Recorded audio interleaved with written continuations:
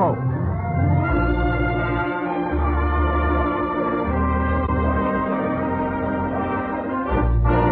Gunsmoke, the story of the violence that moved westward with young America. The story of one man who moved with it. Mark Dillon, United States Marshal.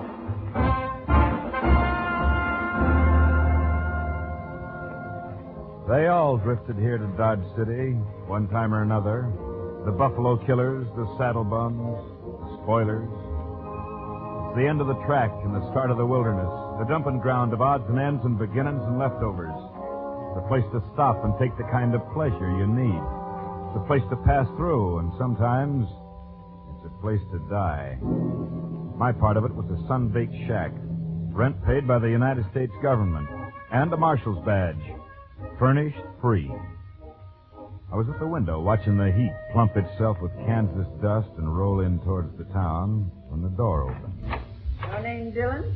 You the United States Marshal? She was about 50. Poke bonnet, gingham dress, beaded Indian moccasins for shoes. They said there was a steady marshal here in Dodge City. Been living for 6 months running.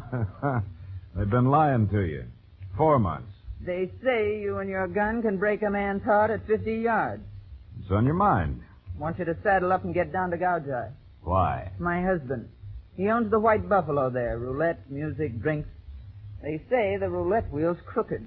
I'll tell you what to do. There's a fella here in Dodge City named Sin Killer Stokes. Saves souls by the bushel. Trumpet playing and everything. You tell Sin Killer about your husband. In Gouge Eye, they kill a man who runs a crooked wheel. I don't want my husband dead. Well, look, ma'am, I don't even know you... Abigail Contuarius. That's my name. Yeah, well, Mrs. Contuarius, you don't need a marshal. You need an honest husband. He's no more crooked than you are. If he was, I wouldn't take none of his money. Sure. Don't sure me, Marshal. Money don't just mean money to me. It means books for Indian kids and writing stuff. Slates and all. Oh, a missionary. Huh, me? With a gambler and a philanderer and a toper for a husband? I teach Indian kids. Teach them to behave and a little learning, that's all. Well, that's good work, ma'am. These towns could use more people like you. Don't sniff around me. You marshals are supposed to mean law and order and the rights of decent people. Gouge Eye could use some of that. You coming, or do I have to ride my mule some more? Ride it back to Gouge Eye. I'll be along. Make it soon, Marshal. There'll be a convulsion down there if you don't. It was night when the town of Gouge Eye loomed out of the wilderness and beckoned to me like a painted, skinny hag. If Dodge City had a sister, this was it. I rode up to the White Buffalo, started to tie my horse to a hitching post, twiddled to the shape of a Pawnee girl, when suddenly the gun in my back told me I wasn't alone. You won't like it here in Gouge Eye, Marshal. Pretty as it is, you won't like it. No? No, don't turn around, Marshal. I'm shy, I'm modest, I embarrass easy. Isn't that so, Harold? See? Harold thinks it so. Harold had his tongue clipped. Apaches. Maybe it was too long. Oh, that's not a genteel thing to say to Harold, Marshal. He takes offense easy. I'm new here. Back in Dodge City, the etiquette's a little more formal. And go back to Dodge. We're happy here in Gouge Eye, like little birds. You could spoil it. I was invited. Special invitation. Yeah? Well, the dance is over. Now, Harold, now! I told you wouldn't like it in Gouge Eye, Marshal.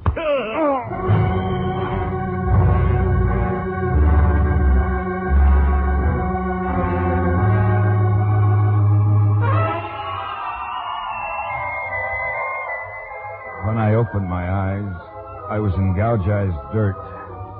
I knew I'd never forget that voice and that crazy giggle. I picked myself up and waited till the town stopped its dizzy dance. On its third time around, I spotted a horse trough and stuck my head in it to get rid of the blood on my face. I finally pushed my bones through the swinging doors of the White Buffalo. A girl leaned against the bar, strumming a guitar. Black hair, slender. Something profane and exquisite was distilled into her features. She watched me across the room, and when she spoke, it was as if she hadn't quit singing. Buenos noches, Chico. Evening. Oh, Marshal. A Marshal with a cut face and a muddy badge. You buy girls drinks, Marshal? Here's a buck. Buy yourself one. Where can I find the owner? Over there by the poker table. Which one? The goatee and pompadour. Thanks. Come back to me, Chico. They call me Tamar. Tamar, huh? Maybe I will.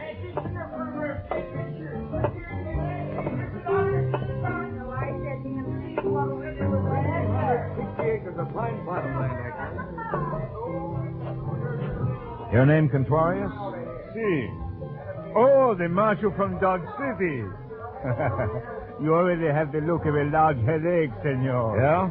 Someone else besides you and your wife was expecting me. Muy mal. Too bad. It wasn't good. So I see. But I am glad you have come, Senor Marshal. Come, look around. See my place. I have a magnificent establishment here. No? Yes. No. Yes. You know, it would grieve me if I had to part with it. It'd grieve Mrs. Contorius more, and for a better reason. Senora Contorius hates it how I get my money, but she takes it for the Indian children. Looks like the take's plenty. No. Every day my wheel loses money. Somebody is swindling me. This somebody, I swear it, I will kill dead. Your wife hinted it might be you who'd be killed, dead. No one has killed me yet. This I tell myself and it makes me happy. Yeah. Well, let's have a look at this wheel of yours. Of course. Follow me. You see, I have also faro, dice, girls, dancing girls. Mm-hmm. And the finest liquor west of the Mississippi. Number 12. Red face, 12 days. Where's your spinner? I will introduce you to him. Greg. Senor? Un momento. William will take your place. Yes, Mr. Contorius. Greg Hagen, the best croupier in the territory. Greg, I want you to meet Matt Dillon, Marshal of the United States of America. I've heard your name, Dillon. You're from Dodge City. Lately from there. Go count your chips, Contorius. Hagen and I want to talk. Yes, I leave you gentlemen alone. We want to talk, Marshal? Yeah. Rumor has it the wheel's rigged. Mrs. Contorius tell you to ask? Maybe. Well, is it? Look, Marshal, Contorius is my friend. Still, a croupier's in a mighty good spot to double-cross the house. Marshal, I already told you Contorius is my friend. Sorry, I made a mistake. No hard feelings? Plenty hard feelings. I think I like it better back at the table. Look around yourself, Marshal. So I did. Mostly, I hung around the roulette table. And as far as I could see, the wheel was giving the house and the customers an even break. Just about the time I was ready to go out and find Contorius again, two new players wandered up to the crowded table. One in a beaded jacket, the other a silent hulk of a man. They didn't seem to be together or even know each other. On the next spin, the ball fell into 29, bounced out, rolled around 13, and finally settled in double O. Just as it did, Beaded Jacket reached out and put a $100 bill on double O. Greg Hagen, the croupier, looked up. I'm sorry, mister, you placed your bet after the ball settled. The house can't accept it. I had that $100 down before you started to spin. Ask anybody. I had it down. I want to ask the people.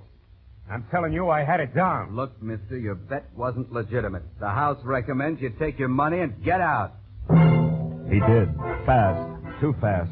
In another second, I knew the reason why. When Beaded Jacket picked up the bill, there was a blue chip under it on double O, and the house paid off to the silent hulk.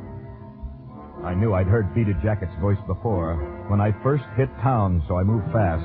I got out of the casino just in time to see Beaded Jacket disappear around a corner. I took it easy. Polite and easy. The bullet nubbed the dust at my feet. I ducked into the shadows and whipped out my guns. The flash had come from a narrow passageway between two buildings. I'm in this alley, Marshal. Come on in and get me. Wait right there. I'm waiting.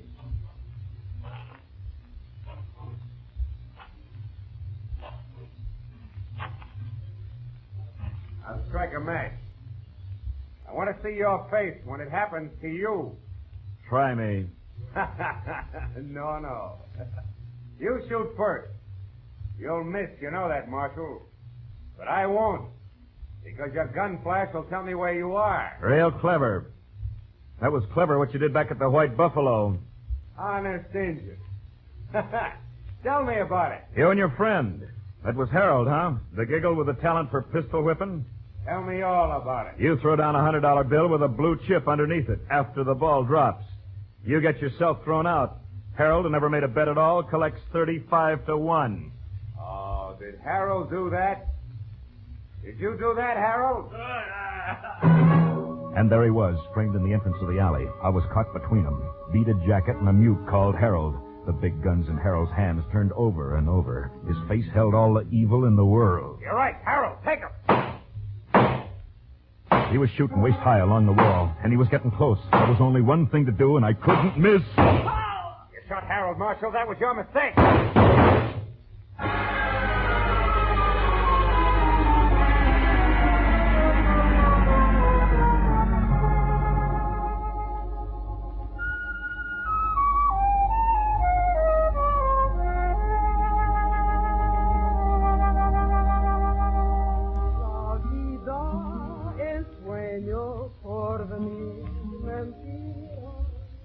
When I opened my eyes, I was in a place I'd never been before, a kind of cottonwood clearing.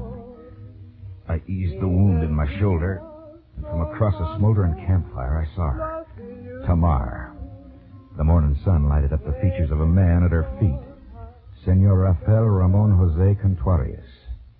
The bullet hole in his forehead gave him an extra flourish.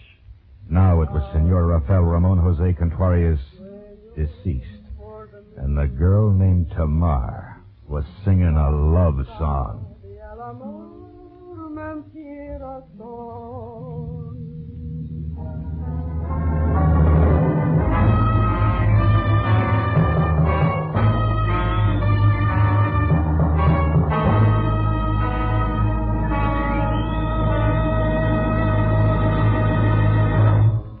Back to Gunsmoke in just a moment. Combining modern detective methods with secrets of the mysterious East, the Green Llama offers CBS listeners a new thrill now on Sundays. Once he has heard of a crime or an injustice, Jethro Dumont, a wealthy young American just returned from 10 years in Tibet, brings into play his quick wit and knowledge of illusion to thwart the evildoers.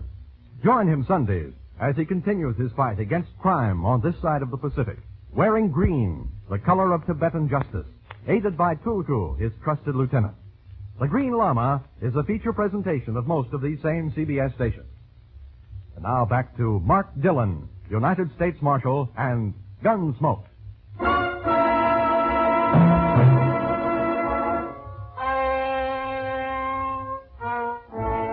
When they pinned a marshal's badge on me, they said I had a job to do.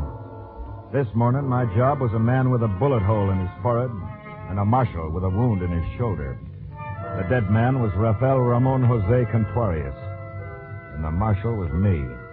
And there was a girl named Tamar.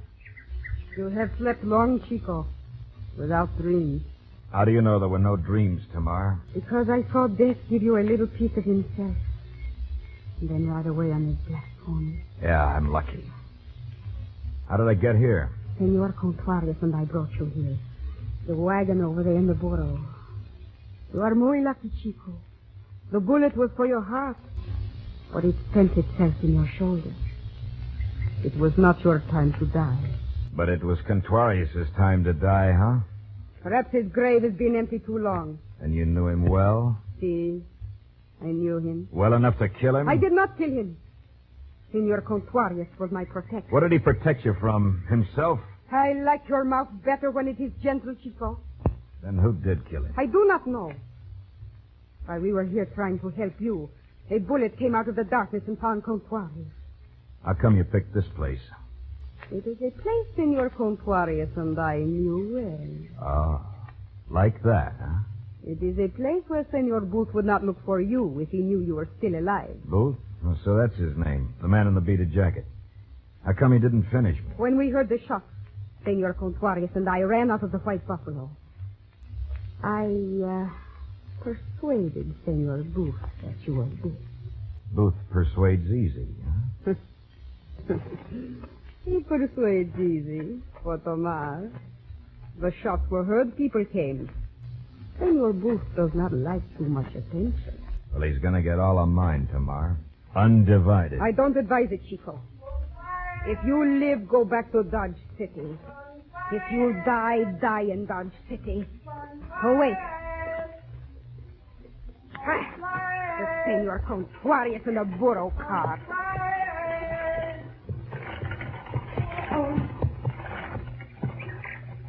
Where is he? Where is he? Answer me, woman. Answer me. There, Senora. Behind the marshal. The marshal? Hello, Marshal. They said you'd been killed. Get up, Conrad.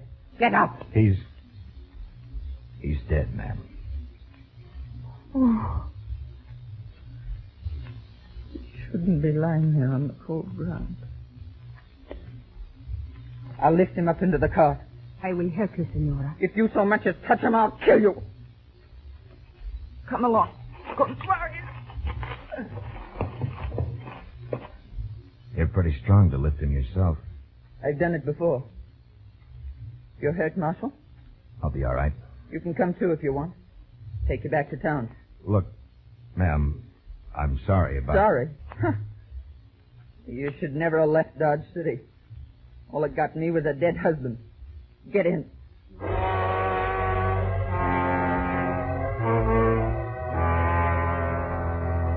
Somewhere on that long wagon ride back to town, Mrs. Conrad squeezed a tear onto her cheek. Just one tear. But for her, it was a major emotion. The sun was doing its best to char the wood frame buildings when we hit Gouge Eye. She drove past the White Buffalo to the far edge of town, pulled up at a tar paper shack. Oh. Here we are, Marshal. Why bring me here? Just so I could pick my own gutter? Why didn't you leave me in the cottonwoods to die? That door. That shack door right over there. Try it. All right, ma'am. Get in.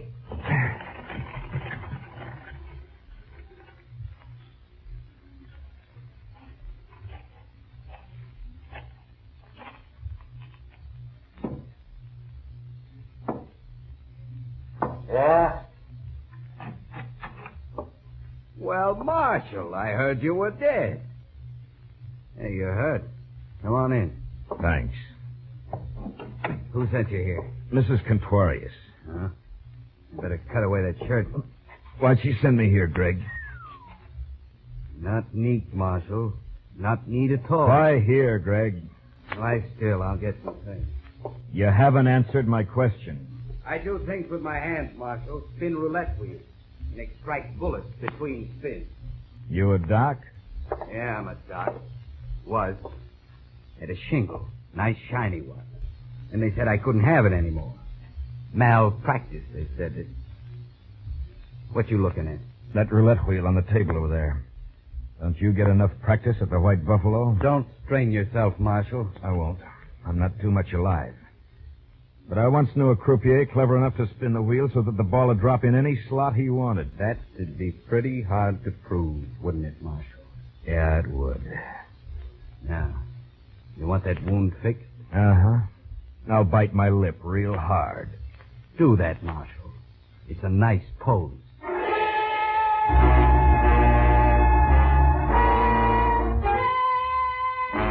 I bit my lip, but all I got was a pain in my mouth. And I didn't need that. There was enough pain. It started when Greg put a scalpel against my shoulder, and it went on from there. It went on for a long time. Finally, everything gathered into focus. Keep that bandage dry, Marshal. You'll be all right. Thanks, Doc. What's your fee? This bullet, the one I took out of you, I want it as a souvenir of the time I saved a marshal's life. You're welcome to it. Just tell me this. You know a girl named Tamar? Girl in the Bible had that name. Conrad knew a girl named Tamar. Now he's dead. Conrad is dead.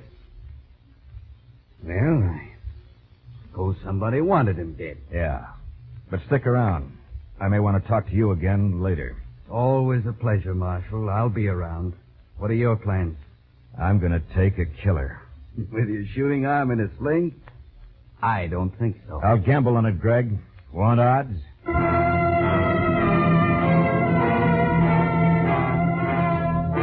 I got up and left Greg's shack. Taking a killer needed a little preparation. And right now, preparation meant talking to Mrs. Conrad.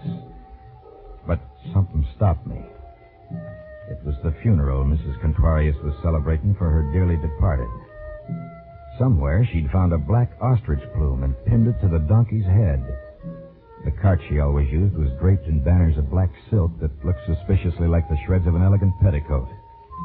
3 grinning Indian kids, maybe 8 years old, were beating the drum, clapping the cymbal, playing a flute. The rear of the parade was brought up by a bunch of other Indian kids, looking solemn because their new shoes hurt. And on the cart, in an open pine box, lay Senor Contuarius. I looked inside. The senor was still very aristocratic. I looked again, closer. Then I knew I just had to talk to Mrs. Contuarius.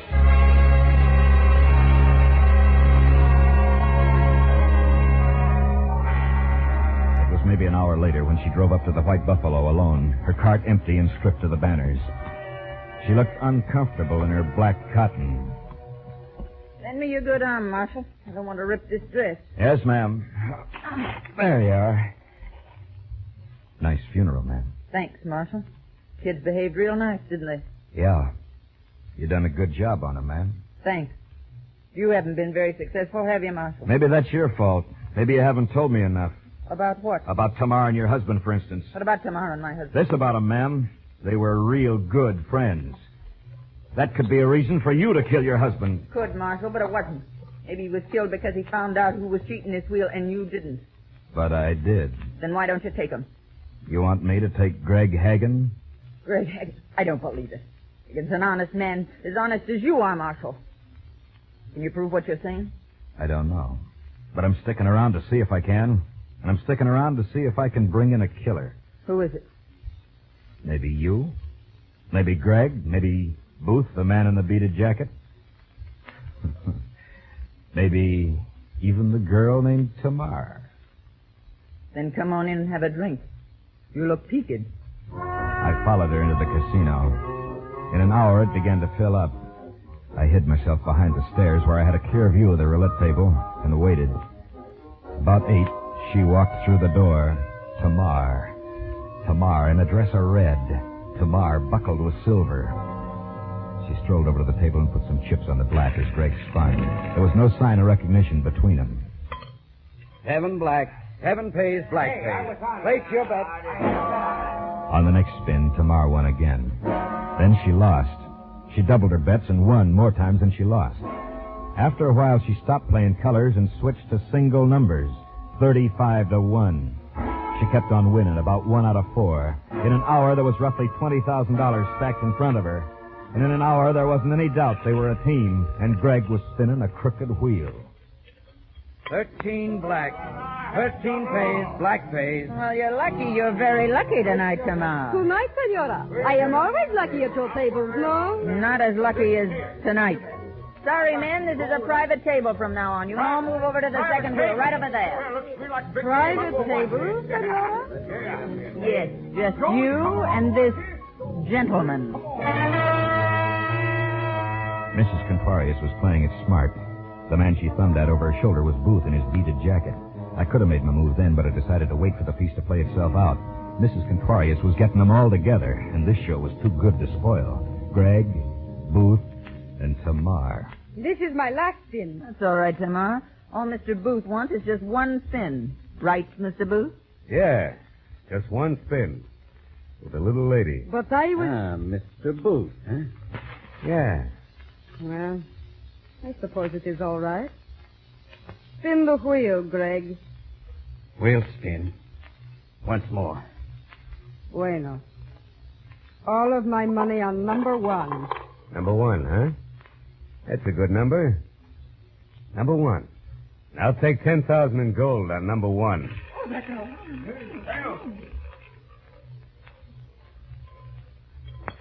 Three red. 3 pays, red pays. Greg, why you double-crossed me. I double-crossed you. It don't matter, Tamar. Greg didn't have a chance. The knife he tried to draw was hammered back by the bullets from Booth's gun. They tore through his hand and across his chest. Suddenly, his face changed. He looked young and hurt and ashamed of the blood that he couldn't hold back. Booth held his guns like they were dogs on a leash that could snap easy. Keep back. All of you. Marshal, you can quit playing possum now. It'd make me real happy if you try to follow it. Pick up the money and let's go, Tamar. Nobody move. Nobody move. You let him get away, Marshal. I don't think so, ma'am. He'll be wanting to finish me off. I'm going to give him his chance.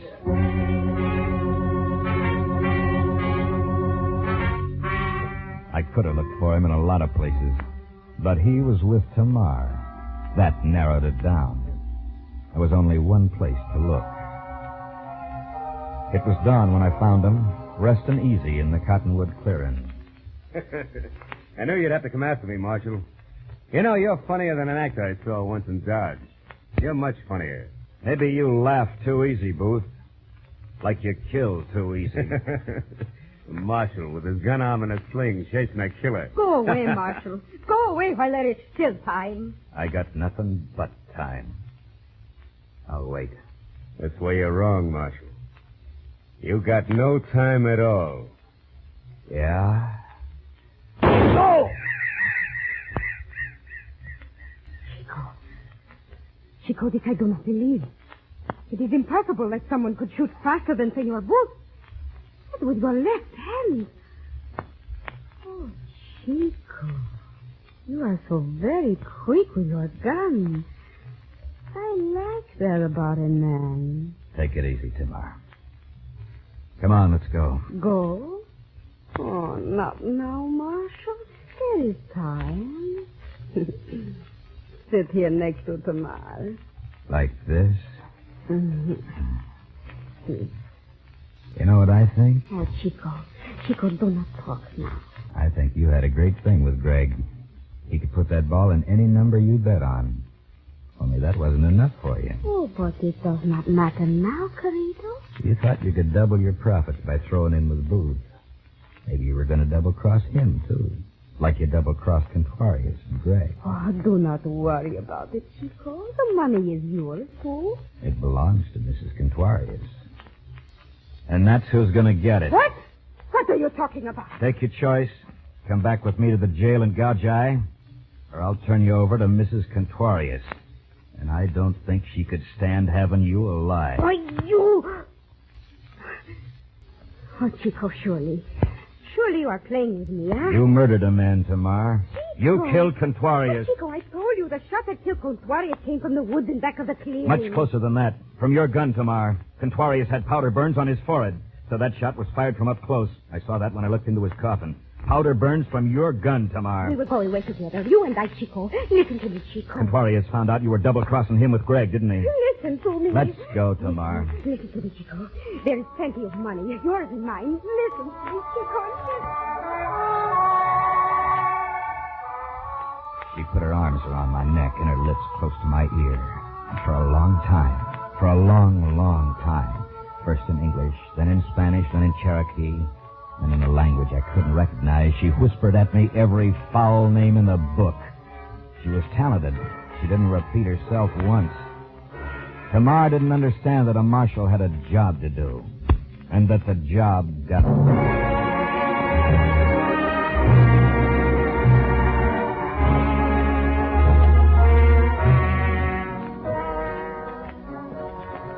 On the way back to Dodge City, I came across a cottonwood clearing I'd never noticed before. I rode down into it. Small animal scurried off a log and lost itself in the shadows. Then I was alone. For a time after that, for a long time after that, I thought about Tamar. They'd given her guitar, but I knew she wouldn't be singing much longer. The rest of the way home, the country was dust. It got inside of my mouth, and it stayed there.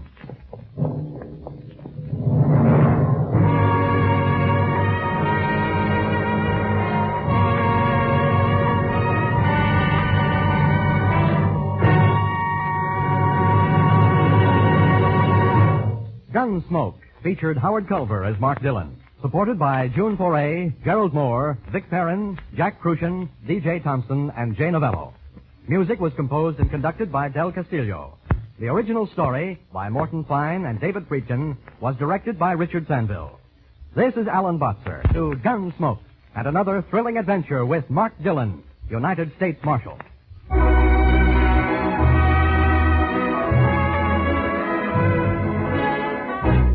This is CBS, the Columbia Broadcasting System.